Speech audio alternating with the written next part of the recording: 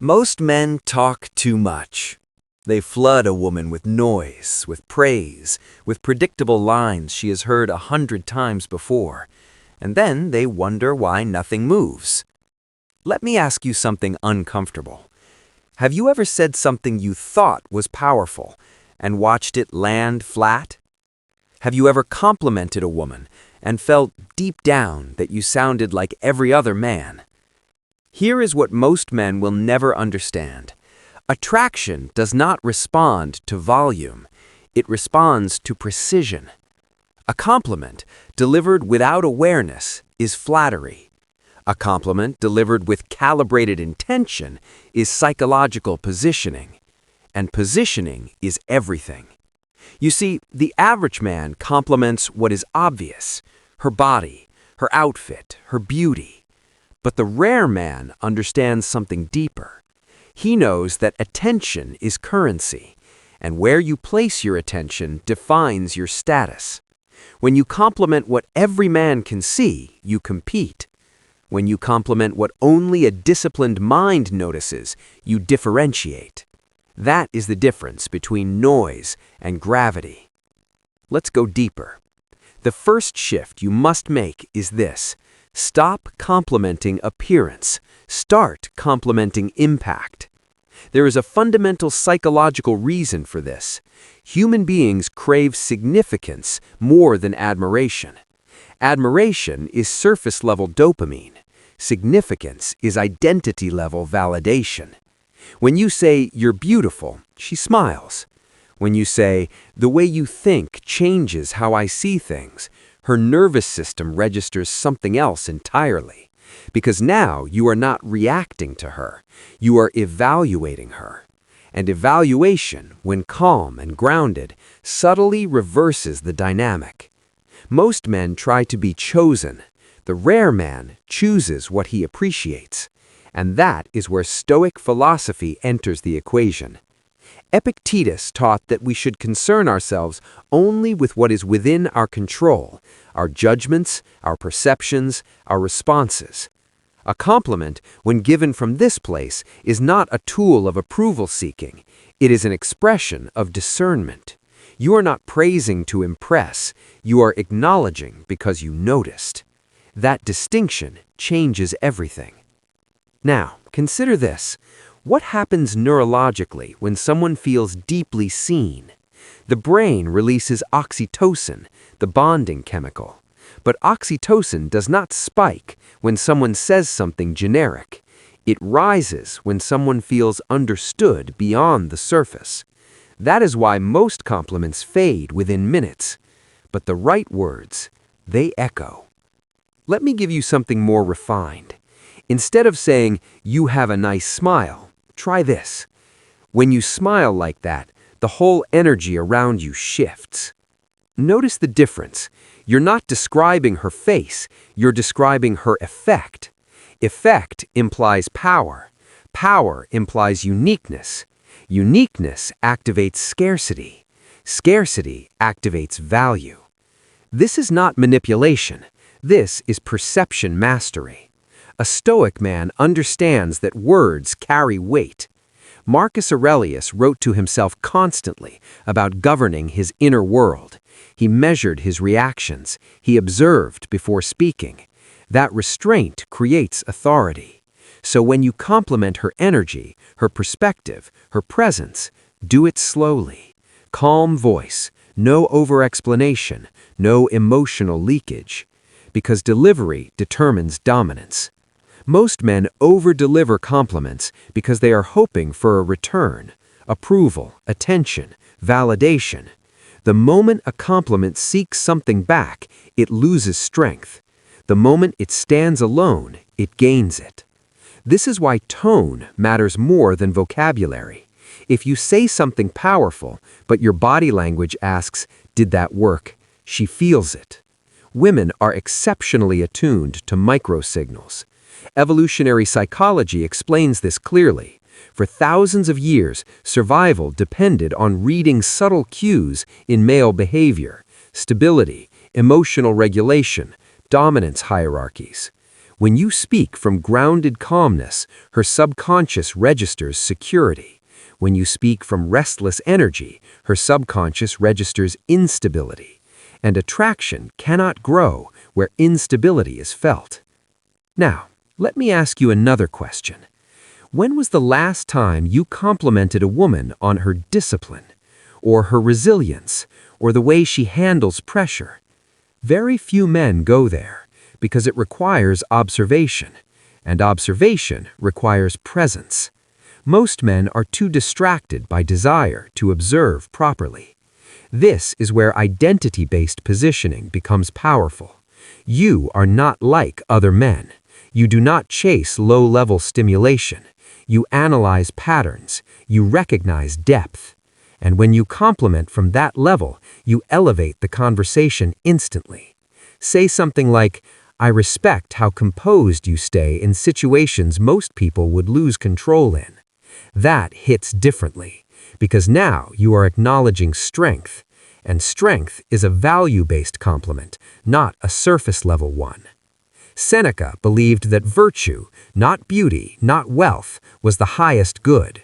When you align your compliments with virtue, intelligence, integrity, discipline, empathy, you subtly communicate your own value system, and people are drawn to those who operate from a clear internal code. There is also an ego trigger at play here.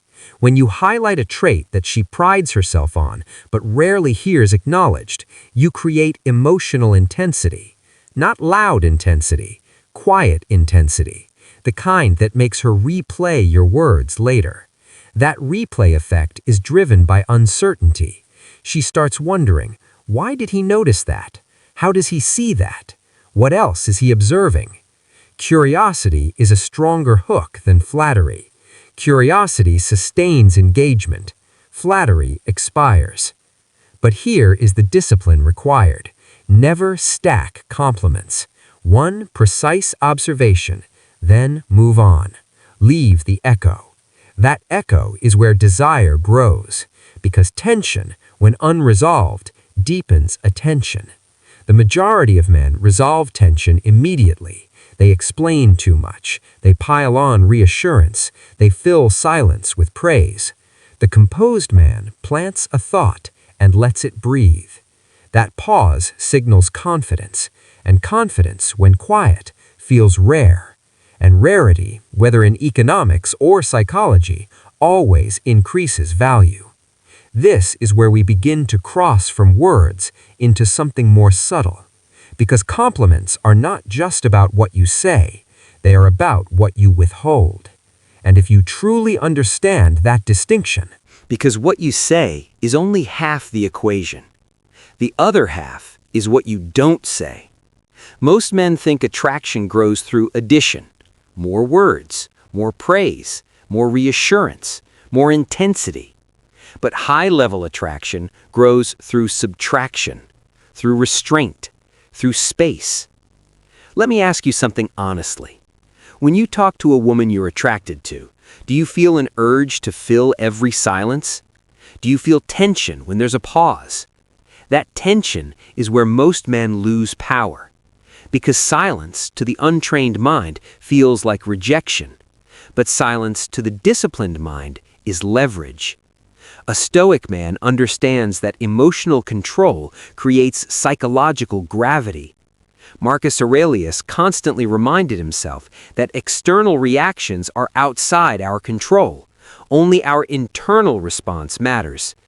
So when there is silence, he does not rush to repair it. He stays present. And presence is unsettling in a good way. Here's what happens psychologically. When you say something meaningful, then stop talking, her brain continues the conversation internally. She fills the gap.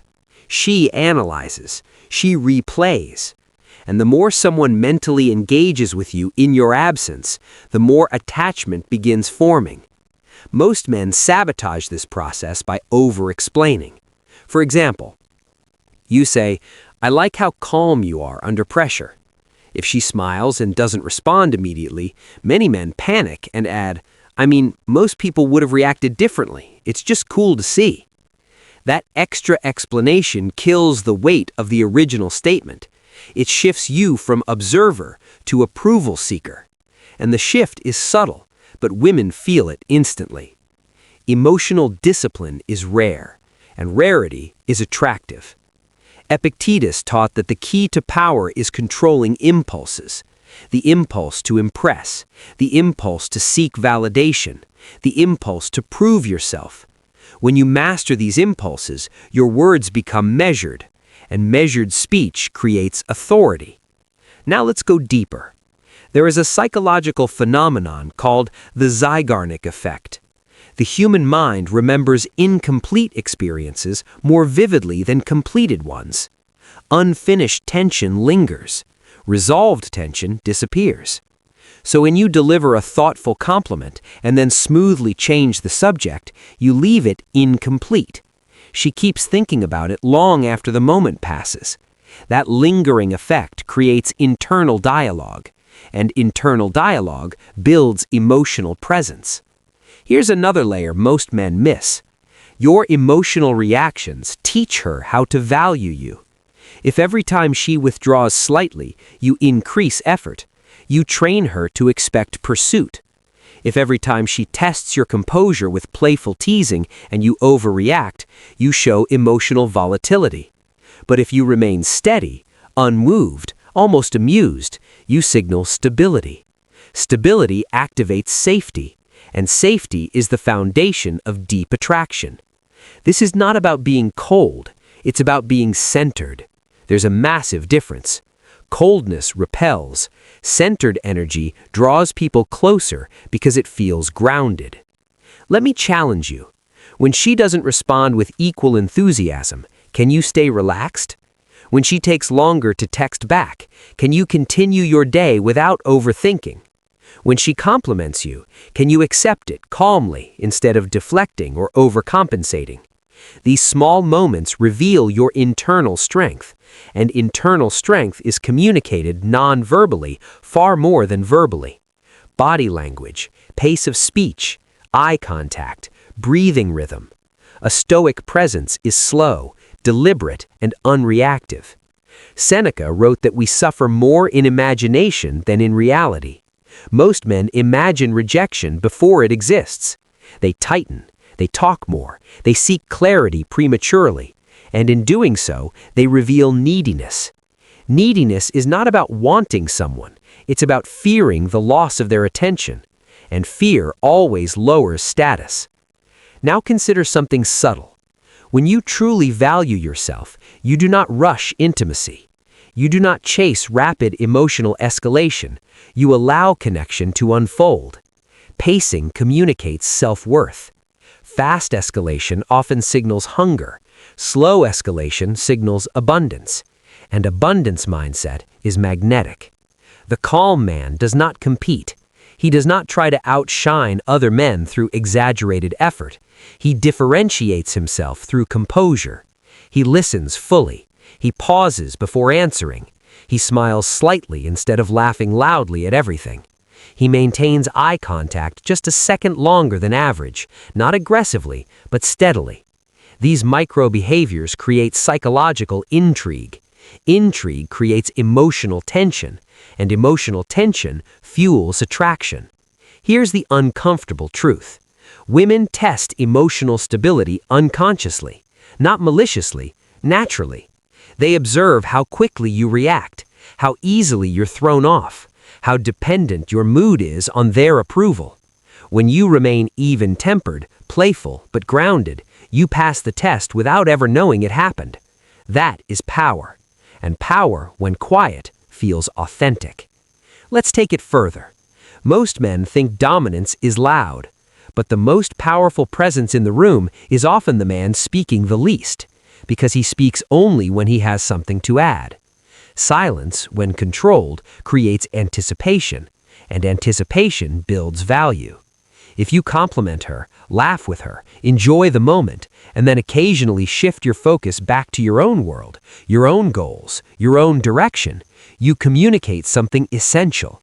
My life does not revolve around this interaction. And paradoxically, that independence increases her investment.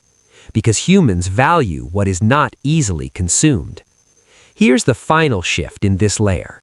Stop trying to make her feel something. Instead, focus on being something. Be calm, be observant, be grounded, be selective with praise, be slow with reactions. When your identity changes, your communication changes automatically. You won't need scripted lines. You won't need tactics. Your presence will carry the message for you. And when that happens, attraction stops feeling like effort. It starts feeling like gravity. Because words create attention. Silence creates tension. But identity creates permanence. If the first layer was about what you say, and the second layer was about restraint, the third layer is about who you become. Attraction that lasts is never built on performance. It's built on perceived value over time.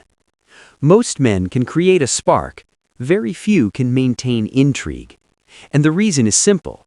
They rely on techniques instead of transformation. Let me ask you something directly. If you removed your compliments, if you removed the flirting, if you removed the charm, what would remain? Would your life still feel full? Would your direction still feel strong? Would your presence still feel grounded? Because long-term attraction depends on one thing more than anything else: emotional self-sufficiency. When a man does not need the interaction to feel complete, his energy changes. He listens differently. He moves differently. He invests differently. And that difference is subtle but powerful.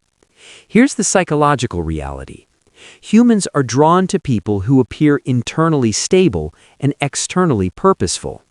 Purpose signals leadership. Stability signals safety. When those two combine, desire deepens. This is why Stoic philosophy is not just intellectual, it's practical. Marcus Aurelius reminded himself daily that reputation, praise, and approval are fleeting. When you truly internalize that, you stop seeking external validation. And when validation is no longer your fuel, your behavior becomes composed. Consider this carefully. If she pulls away slightly, do you panic? If she seems distant for a day, do you overanalyze? If she disagrees with you, do you immediately soften your stance? Each of those reactions communicates dependency, and dependency lowers perceived value. Not because wanting someone is weak, but because needing someone to regulate your emotions is unstable. Stability is magnetic. Epictetus taught that attaching your peace to things outside your control guarantees suffering. Attraction works the same way. When your mood depends on her response time, her tone, her level of interest, you unconsciously place yourself below her in the dynamic. The man who remains centered, regardless of circumstances, creates balance, and balance creates respect. But let's go deeper still. There is something women rarely articulate openly. They are not just evaluating how you make them feel today, they are evaluating who you would be in chaos, in stress, in uncertainty. Your micro reactions now hint at your macro behavior later. If you're impatient in conversation, what happens in conflict? If you're insecure in flirting, what happens in commitment? If you chase attention early, will you seek validation elsewhere later? These are subconscious calculations, and your consistency answers them. Seneca wrote that true power is the ability to remain steady in both fortune and misfortune. Imagine applying that to your dating life. You enjoy connection, but you are not consumed by it. You appreciate attention, but you do not depend on it. You express interest, but you never abandon your standards. That combination creates polarity. Now let's address standards, because this is where many men quietly fail. A Stoic man does not just seek admiration, he evaluates compatibility. Does she respect your time? Does she show integrity? Does she take accountability? When you begin filtering instead of chasing, the entire dynamic shifts. You are no longer trying to win someone over. You are deciding whether they belong in your world. And when that mindset is genuine, not forced, it radiates through your tone. You speak slower. You smile less frequently, but more sincerely. You disagree without hostility. You don't rush emotional escalation, and you are perfectly fine walking away. That last part is critical. Scarcity is powerful because it implies options. But real options come from building a life that is fulfilling without constant romantic validation. Fitness, career, brotherhood, creative work, skill development. When your days are full of meaningful pursuits, attraction becomes an addition, not a solution. And that difference removes pressure from every interaction. Pressure suffocates attraction. Calm curiosity fuels it. Here's a question most men avoid. If she disappeared tomorrow, would your direction disappear with her? If the answer is yes, the work is internal, not tactical, because no strategy replaces identity. The man who is deeply comfortable in solitude carries a quiet strength. He does not overshare to secure closeness. He does not beg for reassurance. He does not dramatize minor shifts in energy. He observes, he adjusts, he remains steady. And steadiness over time builds trust. Trust builds emotional openness. Emotional openness builds deeper desire. Notice the sequence. Desire is not just physical, it is emotional safety combined with psychological intrigue. When she feels safe, yet slightly uncertain about your full depth, attraction sustains itself. Because certainty kills tension, but instability kills safety. The balance between both is mastery, and mastery begins with self-mastery. You do not control outcomes, you control your character. You control your discipline. You control your reactions. And ironically, when you release the need to control attraction, you become far more attractive. This is the paradox most men never understand. The less you perform for approval, the more authentic your presence feels. The more authentic your presence feels, the stronger the emotional pull becomes. And when that pull is rooted in identity, not tactics, it doesn't fade quickly. It compounds, quietly, like gravity.